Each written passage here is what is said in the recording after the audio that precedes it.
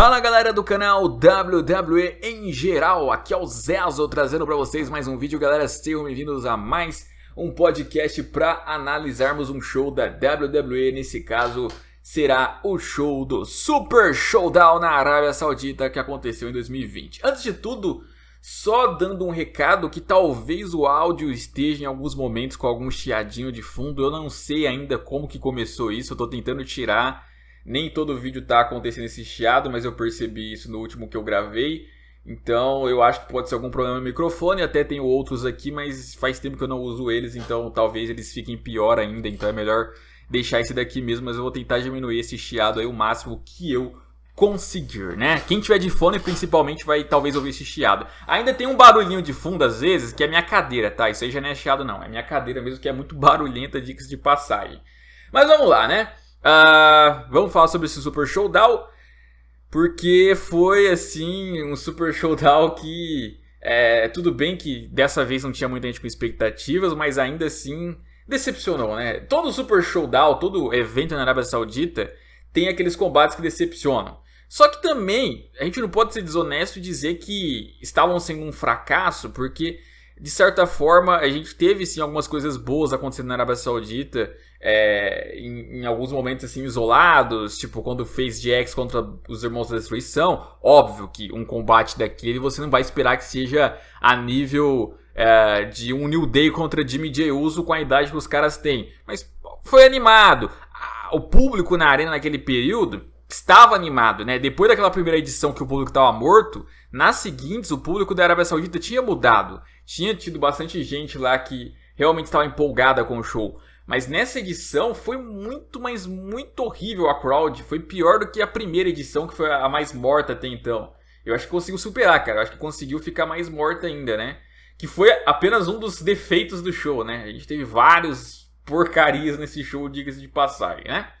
Mas vamos com calma. Não vou falar do kickoff, que é inútil. Já vou começar já com o show principal, que foi lá então a disputa do troféu na Arábia Saudita, onde teríamos lá uma Gauntlet, né? Uma Gauntlet match.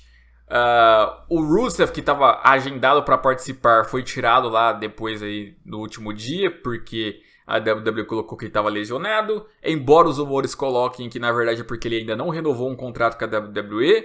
E aí o Rey Mysterio então ia substituir o Rusev, né? Tava lá para acontecer isso. E ok, né? Vamos lá para esse combate. Começa com o R-Truth todo animado ali, cantando WhatsApp para todo mundo. E na sequência vem o Bobby Lashley acompanhado pela Lana. A Lana utilizando aquele roupão enorme, né? A Lana utilizando uma roupa assim é uma coisa rara. Você nunca vai ver na história a Lana usando um vestidão daquele mais, né? Não tem como. Nunca você verá isso, né? Uma cena rara, rara, rara. E o Lashley vai lá então pra lutar com o R-Truth. Eu até na hora pensei que seria então isso. O Lashley passa pelo R-Truth. Depois vem ali o Rey Mysterio passa pelo Lashley. Depois vem o Andrade passa pelo Rey Mysterio. Depois vem o Roa, o Andrade passa por ele. Ou então o Rey Mysterio passa pelo Andrade, passa pelo Roa e perde pro Styles. Pensei que seria algo assim. Mas no fim das contas não, o R-Truth já começa surpreendendo, eliminando o Bobby Lashley, né? Fazendo um roll-up ali. Muita gente riu, né? Porque o Lashley que tá cada vez mais decadente, né? O cara que quando voltou pra WWE, muitos tinham ali talvez a esperança de ver ele lutando com o Brock Lesnar, era uma curiosidade de alguns. Alguns colocavam até como uma Dream Match. E aí então, dessa forma ele acaba sendo eliminado ali rapidamente. Não fica contente, obviamente, com a sua eliminação e vai atacar o R-Truth. Nisso, então, na sequência, temos a entrada e retorno do Andrade, né? O nosso campeão americano, que, para quem não se lembra, estava suspenso, né? Cumprindo, então, ali a suspensão dele de 30 dias. Terminou nessa semana e aí ele fazendo esse retorno. Não perdeu o título americano, né? Ele ainda teve essa sorte de conseguir se manter com esse cinturão. Mas deu pra ver que já levou ali uma punição. Não sei se vai ser a única, mas levou uma punição. Porque mesmo o R-Truth ele machucado, conseguiu eliminá-lo de uma forma bem boba. Não foi nem um rolamento ali, um golpe de sorte. Não, deu uma cabeçada ali no Andrade e eliminou o Andrade de uma forma surpreendente ali. O público até na hora ficou chocado. O R-Truth conseguiu eliminar o Andrade dessa maneira, mostrando que talvez a WWE aí vai dar uma pausa no push dele. Não acho que ele vai virar jobber, tá? Porque se a WWE não gostasse dele, já teria tirado o título americano dele agora já. Né? Tipo, quando ele tomou a suspensão. Se não tirou o título dele quando tomou a suspensão é porque realmente quer dar mais uma chance pra ele. É um cara que eles gostam muito. É igual a questão do Corbin. Quando o Corbin lá falhou o cash e tal. Ele teve problemas no backstage, mas como o Vince gostava muito dele, não demitiu ele. Ele sofreu pra caramba, foi humilhado pra caramba, mas depois ele cresceu de novo e se tornou um dos principais heels, né? Então, não diria que, nossa, agora o Andrade já era. Mas é bom ele tomar cuidado, porque já tomou o primeiro strike dele, né? E aí, então, na sequência veio o Eric Rowan. E o Eric Rowan foi lá, então, e me surpreendeu também, porque eu achei que ele ia ganhar. Depois ia vir o Rey Mysterio tirar ele, e depois teria a final de Rey Mysterio contra AJ Styles, era o esperado. Mas não, ele apela com o R-Truth, fica com muita raiva do R-Truth, pega ali a escada de metal, a Steel Steps e dá no R-Truth ali. Termina tudo por desqualificação, meio que ele não tá nem aí com o resultado da luta, ele só queria bater no R-Truth mesmo e foi eliminado por desqualificação. Com isso o R-Truth ali então estava passando pelo seu terceiro adversário. Vem o AJ Styles, né? O fenomenal AJ Styles na sequência para enfrentar o R-Truth, e aí não tinha como. Simplesmente ele passou por cima do R-Truth, até brincou um pouquinho, fez lá então a chave de calcanhar, e aí o R-Truth não aguentou, teve que dar tap out. AJ Styles ali vai pra final. Então faltava o Rey Mysterio, né? Aí tocou a música do Rey Mysterio, nada de Rey Mysterio. Aí toca de novo, nada de Rey Mysterio. O AJ Styles começa a rir, e aí mostra lá no backstage então o Luke Gallows e o Carl Anderson, né? O OC ali, dando uma surra em cima do Rey Mysterio, acabando ali com o Rey Mysterio. E é isso. O AJ Styles pegou o microfone e falou que já que o Rey Mysterio não vai poder lutar, ele é o vencedor daquele torneio, então pode trazer o troféu. O juizão não queria fazer aquilo, e aí então o juiz decidiu que ia contar até 10. Se ele contasse até 10 e o Rey Mysterio não viesse, o oponente do AJ Styles não viesse, então o AJ Styles de fato era o vencedor, né? Aí começou a contar, chegou no 4, de repente volta lá pro backstage e alguém tinha atacado o Luke Gallows. Aí na sequência alguém tinha atacado o Carl Anderson. Aí passando ali então pela câmera, né, mostrando só os pés, deu pra ver ali que era alguém ali de casaco preto. E aí você já lembra, você que já assistiu Fast News lembra que o Undertaker viajou para a Arábia Saudita, né? Já tinha até vídeo lá dele. E não ia ter viajado à toa para a Arábia Saudita, do nada, na mesma data e tal. Óbvio que ele ia fazer alguma coisa. Já tinha rumores há muito tempo de que na WrestleMania a gente ia ter AJ Styles contra Undertaker. E o próprio Undertaker, então, na sequência, retorna ali. Uma entrada muito louca ali. Investiram bastante no fogo, na fumaça. Eu gostei bastante ali da entrada dele. Visualmente ficou bem bonita. A roupa dele também de entrada ficou muito boa. E ele vem lá andando lentamente, como sempre. O AJ Styles fica primeiro assustado. Depois ele começa a ficar com raiva. Começa a bater o dedo ali no peito do Undertaker. Falando pro Undertaker sair. Falando pro juizão que não vale. Que o Undertaker não estava oficialmente na luta. Só que o juizão já autoriza a luta. O Undertaker faz um chokeslam ali no AJ Styles, nem tira a roupa nem nada, já vai direto pra contagem ali dele. 1, 2 e 3 e ganha o combate ali dessa forma maluca, né? E é isso, cara. Assim, eu esperava que o AJ Styles e o Undertaker iam ter alguma encarada nesse Super Showdown mesmo. Só não esperava que seria dessa maneira, né? A forma como eles construíram isso. Que foi com o Undertaker vindo lá, atacando no backstage o OC, depois vindo ali e atacando o AJ Styles e ganhando ainda o torneio, né? Engraçado que o Shane já tinha ganhado aquela vez aquele torneio e também não estava oficialmente na luta. Ele entrou na final, ganhou e pronto, tá ligado? Foi um negócio muito engraçado. Segunda vez que já rola isso. Acho que é a segunda, né? Talvez já tenha acontecido outra, eu não lembro. Mas é isso. Muita gente ficou brava, né? Tipo, pô, onde já se viu? Trouxeram ali o cara lá, mó velho, e tiraram ali o troféu da AJ Styles. Primeiro de tudo, esse troféu não vale nada. Não vale nada. Então você não ganhar um troféu desse, tipo, pô, dane-se, tá ligado? Foda-se, não vale porcaria nenhuma. Então, pra ter alguma relevância nesse combate Gauntlet, que por sinal foi um lixo, foi ruim, pra ter uma relevância, eles utilizaram ali essa luta pra poderem começar a construir a rivalidade do Undertaker contra o AJ Styles. Que é muito mais interessante do que fazer simplesmente lá o AJ Styles, por exemplo, ganhar depois dos 10 segundos lá, que o Rey Mysterio não vem. Ou se o próprio Rey Mysterio viesse, ele ganhasse do Rey Mysterio, sabe? Tipo, tá, o que acrescentou mais pro AJ Styles? Ganhar esse troféuzinho vagabundo?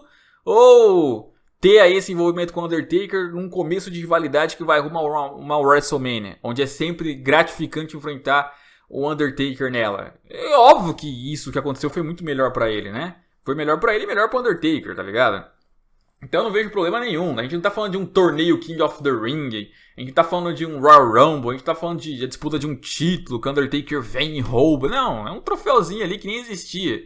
Então eu não vi problema nenhum nisso, o Undertaker fazer essa maneira ali de encarar o AJ Styles. Não foi uma luta individual, foi uma luta gauntlet, então não é que eles lutaram um contra o outro exatamente, né? Eles devem lutar um contra o outro na WrestleMania mesmo aí. O AJ Styles deve ficar muito com raiva nessas próximas semanas, chamando o Undertaker a todo momento, dizendo que o Undertaker roubou dele ali o troféu. E aí, em algum momento, o Undertaker retorna. E aí, os dois se enfrentam na WrestleMania. E deve ser essa a storyline. Não cobrem mais do que isso, cara. Undertaker, padrão Undertaker nos últimos anos, esses os motivos de rivalidade deles. Não tem muita explicação, não tem muita complexidade. Eles simplesmente lutam por lutar por algum motivo bobo, mas só pra ter o Undertaker no card. Mas tá bom, quem sabe renda uma super luta dos dois aí, porque o AJ Styles consegue trabalhar bem com qualquer tipo de superstar, né?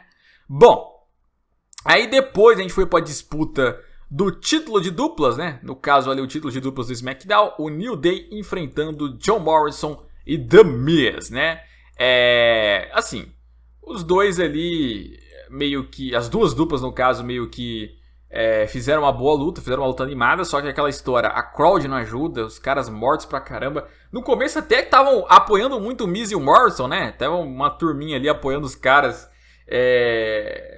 coisa que talvez não fosse imaginar, talvez fosse imaginar que eles apoiariam mais o New Day, mas você se surpreende nesses eventos assim em países diferentes, né? Por exemplo, se o Mahal viesse pro Brasil, o que poderia ter de fãs dele, a WWE não imaginaria. Acho que a WWE imaginaria que o cara seria super vaiado, mas ele ia ter muito fã aqui no Brasil, o Mahal, tenho certeza, né? O Mahal, o Corbin, por exemplo, é outro que ia ter muito fã aqui, geralmente não tem em lugar nenhum. Então tem assim uns lugares esquisitos que talvez certos nomes que hoje na WWE tradicionalmente são vaiados seriam apoiados, né? Em certos países. E o caso aí do Miz e do Morrison é um desses, né? Bastante apoiado lá na Arábia Saudita. E no final lá, depois de uma bela disputa ali, toda hora uma tag fazendo finish na outra, conseguindo dar kick out, vindo alguém pra interferir, o Kofi acabou levando uma cadeirada do Morrison sem que o juizão visse. O Miz aproveitou ali então pra fazer a contagem.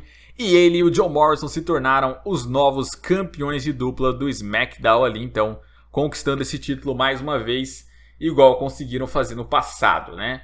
Já era esperado já que em algum momento eles iam ganhar esse título, se não fosse agora seria na WrestleMania, eles devem ir pra WrestleMania com esses cinturões lá. E legal que venceram, o New Day não faz diferença nenhuma no New Day ter perdido esses títulos, né? Já são campeões 500 vezes. Eu preferia que eles fossem campeões num show semanal do que nesse Super Showdown, mas está bom.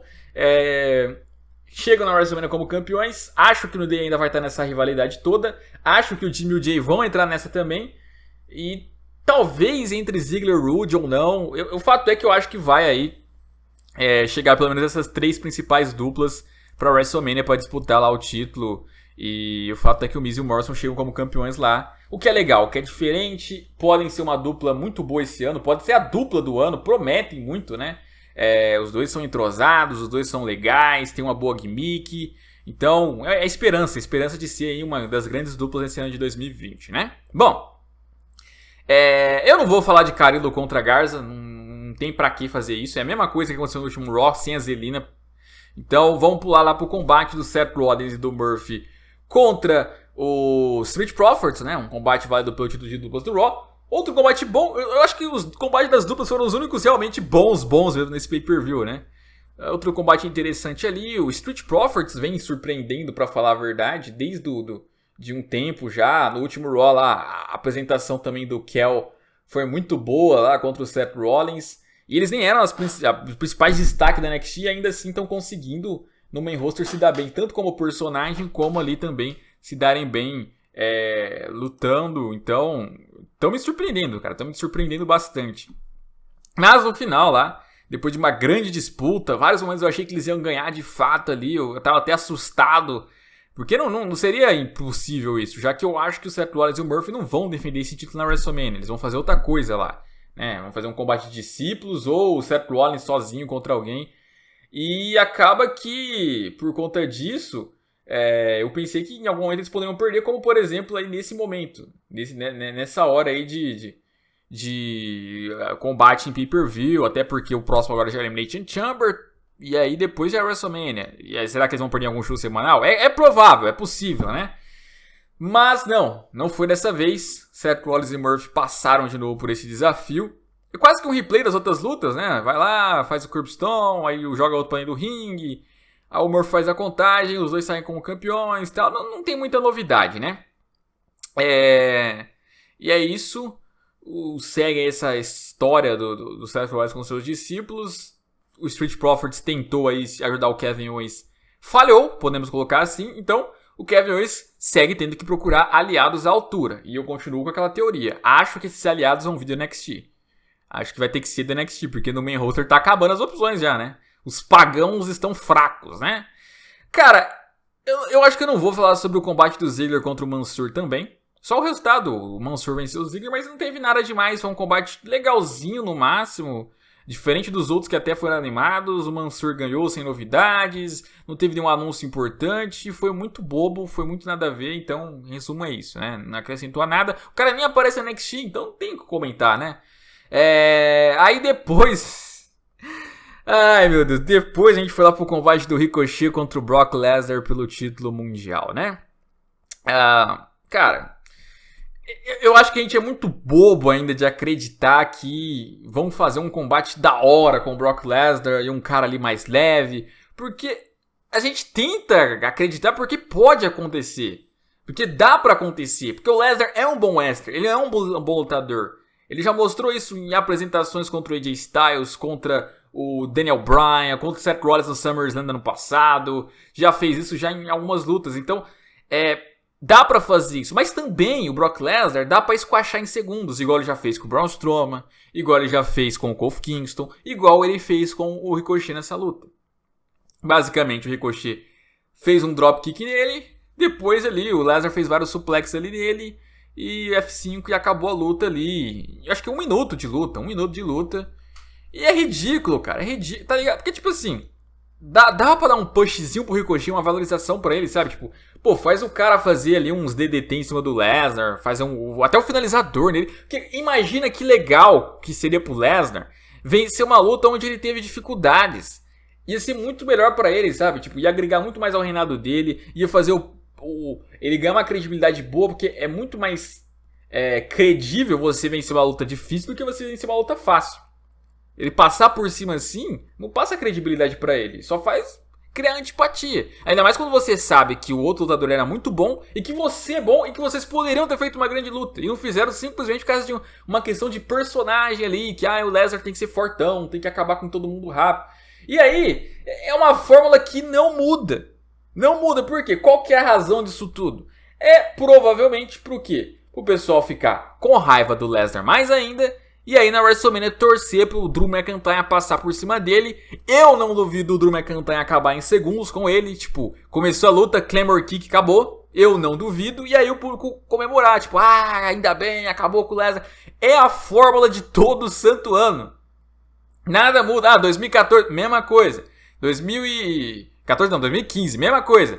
2016, mesma coisa, 2017, mesma coisa, 2018, mesma coisa, 2019, mesma coisa, 2020, mesma coisa. É sempre assim, o Lesnar chatão a nível de fazer lutas horríveis de propósito, só pra o pessoal ficar com mais raiva ainda dele, e aí, depois, chegar em algum adversário que a WWE queira ali e conseguir derrotá-lo, e aí o público falar, ufa, finalmente, acabou o fim do Lesnar. E aí tem bobo ainda, que ainda quando o Lesnar não é o campeão, fala assim, pô, mas seria melhor o Lesnar ganhar de novo, né? Porque sem nada aí tá chato, né? Que foi assim com o Kofi, foi assim com o Seth Rollins, né? Aí o reinado que tá toda semana o campeão, alguns momentos pode até estar ruim de fato, mas assim, como se só existisse aquele cara que tá como campeão e o Lesnar. Então se aquele cara tá fazendo um mau reinado, logo a lógica da cabeça desses bobos tem que voltar pro Lesnar. Não existe outro na lista ali, sabe? Tá com o Kofi, tá mal. Não existe Randy Orton. Não existe Roma. Não existe Corbin. Não existe Aleister Black. Não.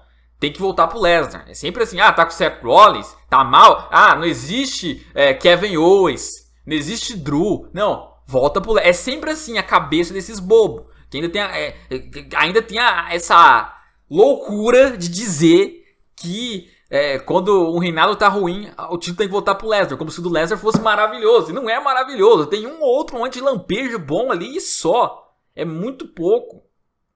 E a fórmula vai se repetir, porque agora todo mundo vai estar torcendo pro Drew, e aí se o Drew ganhar, todo mundo vai estar comemorando, mas já até por a graça, né? Porque já teve isso quando o Roman ganhou dele, já teve isso quando o Seth Rollins ganhou dele, já teve isso quando o Goldberg ganhou do Lesnar, apesar que não valia título.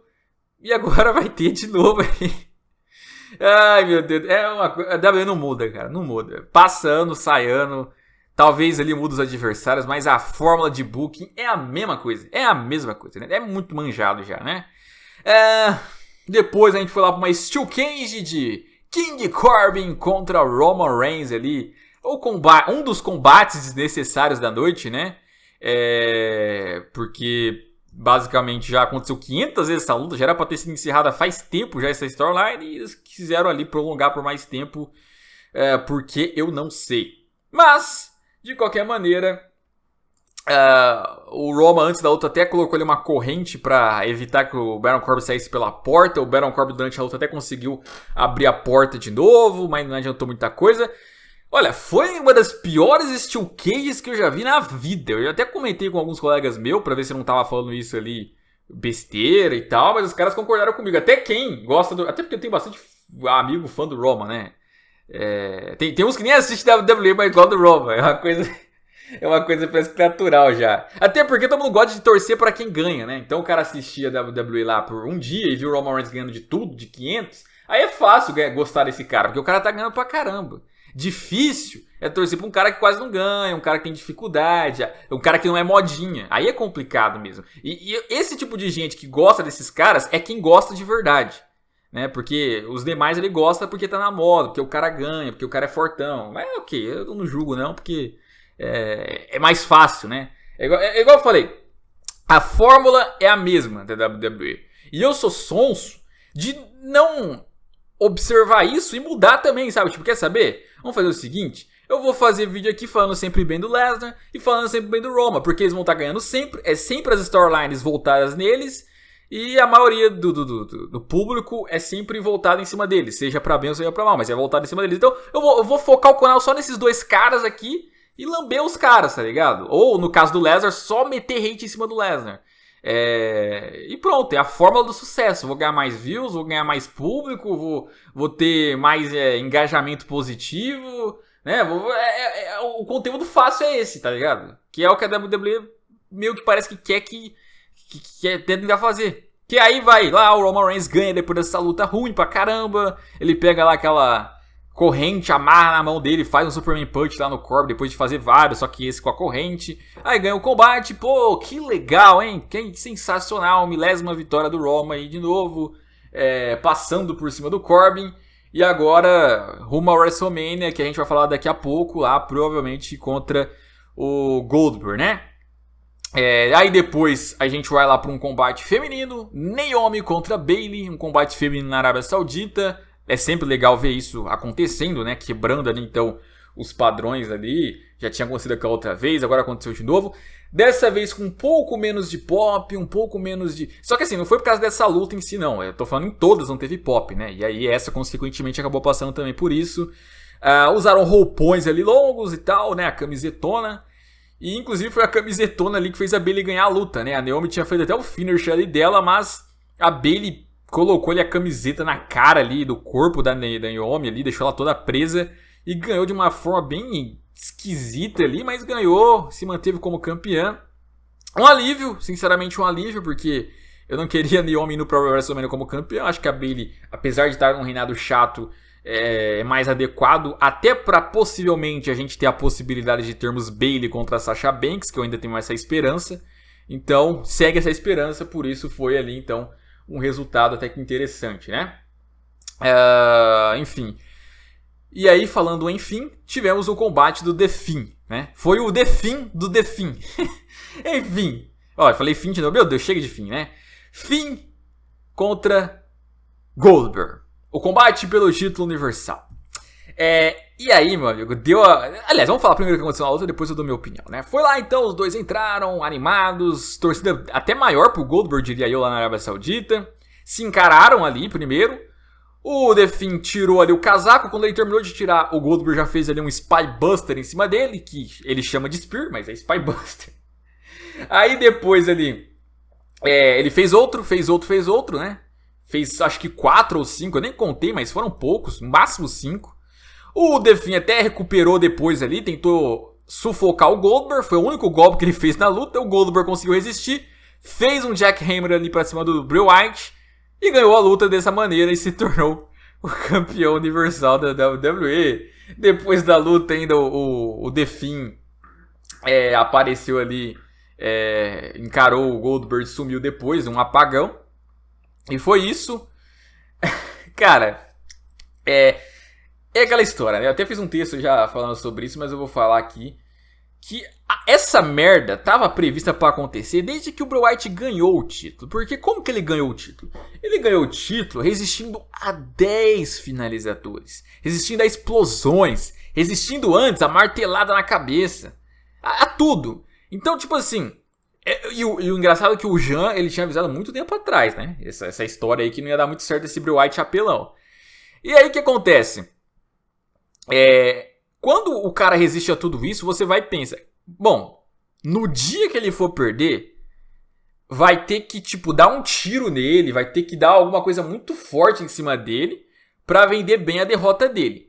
Se isso não acontecer, então a forma como ele perder um dia vai vender mal, não vai ter sentido e o pessoal vai chiar. E aí acabou, infelizmente, sendo a segunda opção. Se fosse até uma opção de ele levando 20 finalizadores e perdendo, aí eu acho que seria menos pior. Mas, porque pelo menos teve a lógica, né? Mas aí não teve nem lógica, cara. Ele levou no máximo 5 finisher. Aliás, o Spear, eu não sei se dá pra chamar ele de finisher do Goldberg. Claro que várias vezes ele encerrou a luta com o Spear, mas o finisher mesmo é o jackhammer, né? O finalizador final.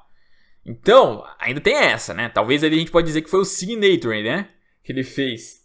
E finisher foi um só. E combate curto. E ele não conseguiu nem fazer nada no Goldberg. Então, tipo, caraca, velho. Qual a lógica disso tudo, né? E aí, beleza. Ok, o Goldberg vai pra WrestleMania. Aí vamos supor que o Goldberg perca pro John Cena, perca pro Roman Reigns, ou perca pra quem ele foi enfrentar lá, sei lá, Daniel Bryan. Esse cara que venceu o Goldberg, quando for enfrentar o Bray Wyatt, o Bray Wyatt não vai conseguir vencer ele, certo? Porque se conseguir, qual é a lógica? E é demais, cara, porque aí o Lesnar ganha do Goldberg, o Goldberg ganha do The Fiend, só que o Seth Rollins ganha do Lesnar. Só que o Seth Rollins perde pro The Fiend. E, tipo, mano, cara, não dá. E não é que perde, ele faz 10 vidas de explosão e não ganha. É umas coisas que não dá pra encaixar, cara. E eu previ que ia dar essa merda um dia. Achei que ia ser na WrestleMania. Achei que seria o Roman Reigns com isso e ele ia acabar se queimando. Mas não. E aí que a gente entra na grande razão, talvez, disso ter acontecido agora. Pro Roman Reigns não se queimar, o que a WWE fez? Ela faz quem tirar o título do The Fiend? O Goldberg. O Goldberg. Ele se torna campeão universal. Porque aí ela faz agora Roman Reigns contra Goldberg. O Roman Reigns não se queima. Pelo contrário, vai ser extremamente apoiado porque vai estar enfrentando o Goldberg, que enterrou, pelo menos na cabeça dos fãs vai ser isso, enterrou o The Fiend Bray Wyatt, que era o favorito deles, era o líder de vendas e tal. E aí o pessoal vai todo agora apoiar o Roman Reigns pra acabar aí com o Goldberg, que o Goldberg enterrou o superstar favorito deles. Então, essa é a grande razão. Se fosse aquela história original lá de vamos fazer Roman Reigns contra The Fiend Bray Wyatt, o que ia acontecer se ele ganha? Igual o Goldberg ganhou aí. Ele ia, infelizmente, ia dar ruim pra ele. Ia acontecer igual das outras vezes. O pessoal ia começar a ter hate em cima dele, ia odiar ele, iria queimar ele por ter enterrado supostamente o The Fiend Bray Wyatt. Então deixa isso pro Goldberg pra depois ele acabar com o Goldberg. E aí o The Fiend vai enfrentar o John Cena pelo jeito, pelo que eu tô falando é quase certo, sem valer nada. O que é até interessante, é até legal, é até uma boa feud. Mas não apaga isso que aconteceu. O Bray Wyatt merecia chegar pelo menos na WrestleMania como campeão, acredito eu, depois de um bom ano que ele fez ali. O Bray Wyatt de novo sofre um enterro.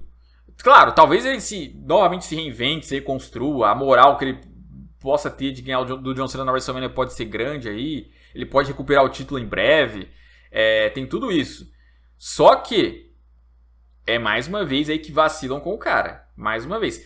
Talvez o erro tenha sido lá atrás em fazer ele ser o campeão, né? Ser o campeão universal, bem cedo. Talvez o erro tenha sido esse. E depois ficaram ali meio que sem saber o que fazer, quando fazer ele perder e como. E aí saiu desse jeito aí desastroso. Mas isso não apaga, um erro não apaga o outro, como diria o velho ditado, né? Bom, mas de qualquer maneira, é isso. No fim das contas, o que a gente entende que o booking, claro, vai ser confirmado isso ainda, se vai ter Goldberg Roman e se vai ter John Cena contra The Fiend. Se for confirmado, mostra mais uma vez que o booking da WWE segue a mesma coisa, não muda nada, sabe? Pensando no superstar que eu quero levar, no caso Roman Reigns, eu vou fazer ele enfrentar alguém que vai estar com hate porque venceu de um dos queridinhos. Para proteger o Roman, eu coloco um mais odiado que ele. E aí o Roman vai lá e ganha do cara, se eleva e o público o aceita. Igual, por exemplo, no Royal Rumble Match, foi exatamente a mesma booking de sempre. Vamos deixar o Roman Reigns por último, porque aí o Drew eliminando ele, o pessoal vai comemorar por ter eliminado o Roman que o pessoal pensou que venceria. Igual foi nos outros anos também, a mesma coisa, lá Nakamura, aí foi o Randy Orton, aí teve lá o Triple H, que não foi exatamente o último, mas foi o penúltimo. É a mesma fórmula. E aí a fórmula do Lesnar também, sabe? O Lesnar vai ficar super chato, super insuportável pra chegar na WrestleMania, alguém lá e o pessoal torcer pra esse alguém e ganhar do Lesnar. Ou no SummerSlam. É a mesma fórmula. Não muda. Simplesmente não muda. É a mesma santa fórmula. De todo santo ano, sabe? É replay. Ou seja, a WWE tá pouco se fodendo pras histórias. Pra qualidade delas, pra lógica delas. Ela quer simplesmente vender. Então você coloca ali esses nomes de marketing, esses nomes que as criançadas vão adorar ali. Roman, Goldberg, Titãs, John Cena, Lesnar, o Drew grandão e tal. E pronto. Mas é isso aí. Tá bom. Pelo menos em 2019 tivemos momentos ali de um Kofi campeão, que o pessoal sempre pedia. Seth Rollins voltando a ter um reinado, o pessoal sempre pedia e tal. Momentos de lampejo, né? Porque o Bray Wyatt ganhando também, momentos que o pessoal sempre pedia, mas uma hora ia ter que voltar ao normal, entre aspas, né? O padrão da WWE, e pelo jeito esse ano de 2020 vai ser isso. Mas é isso aí, comenta o que vocês acharam, deixa o like, se inscreva no canal, até a próxima e fui.